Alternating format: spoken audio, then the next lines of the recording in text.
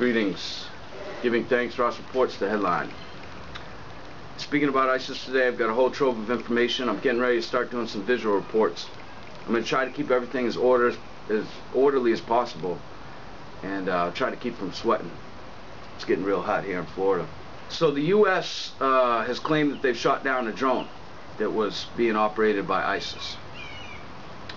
They don't give us any other details, especially who was the drone manufactured by, perhaps how did ISIS acquire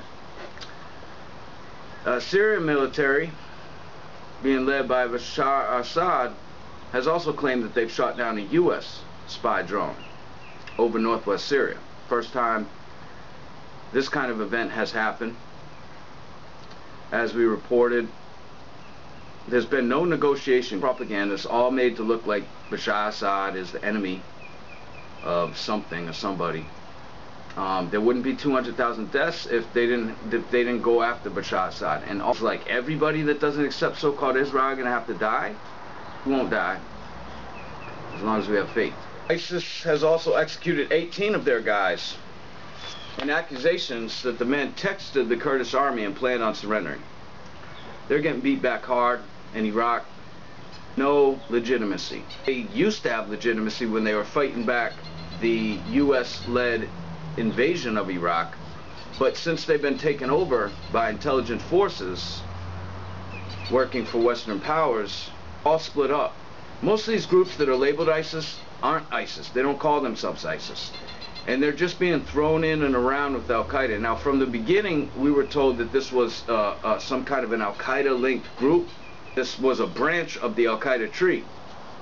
Well, don't we have other Al-Qaeda groups? Al-Qaeda in Libya, Al-Qaeda in Iraq, Al-Qaeda groups are, operating all over the globe. But they still call them Al-Qaeda. Is this group any different? You have to wonder, because Zawahiri, who was killed in 2006 by the drone strike, is known to be the founder of this organization, but he was also known to have some strong ties to Al-Qaeda. People got tired of hearing Al-Qaeda. They associated with Al-Qaeda with a questionable, controversial 9/11 event, and I think that Al-Qaeda started to garner more support over the years. So they have to come up with a new group who's more grisly, more gruesome, and certainly more hateful than Al-Qaeda was. Bin Laden, he was the big dog, right? He was the worst guy on the earth, but he never cut anybody's head off on a camera. ISIS created dozens of media centers. They pumped out thousands of pieces of propaganda that targets various demographics. Every video that they produce has a targeted audience, and they decide exactly to who they want to translate it to. Some videos are translated to 14 different languages. Fighters eating bananas or playing Call of Duty. According to a White House fact sheet, the U.S. government, in partnership with foreign governments, civil society, and the private sector, is working. United Arab Emirates is creating a digital communications hub. State Department is establishing a peer-to-peer challenge. University students all over the world partner with private sector and create technology camps. The Department is Center of Strategic Counterterrorism Communications, established in 2011 underneath Barack Obama's Executive Order 13584. Co-director of this new agency says he guarantees that we are not moving fast enough, nor do we have enough resources going against what is an extremely widespread, dynamic, well-funded social media campaign on the side of ISIS. Twitter. They can shut down any accounts they want. They've shut down 1,000 ISIS accounts, and they can do it at any time. Same as YouTube, same as Facebook. They don't have to answer to anybody. That's why they're a private company. That's why government responsibilities have shifted to the private sectors.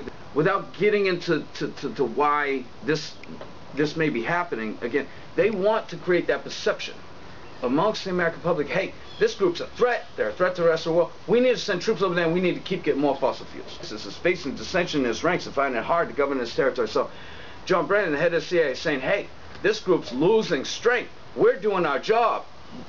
Meanwhile, the State Department's setting up agencies so that college students can spend their time trying to discredit terrorists. This private company called Intel Center, formed in 1993 out of Alexandria, Virginia, CEO Ben Veske with a sister company, Tempest Publishing, with a private contractor working for intelligence services, provided several videotapes to Western press that shows Al-Qaeda and Islamic State of Iraq and Syria. Krawitz did an image compression analysis and found the 2006 Al-Qaeda video of Zawahiri logos were added.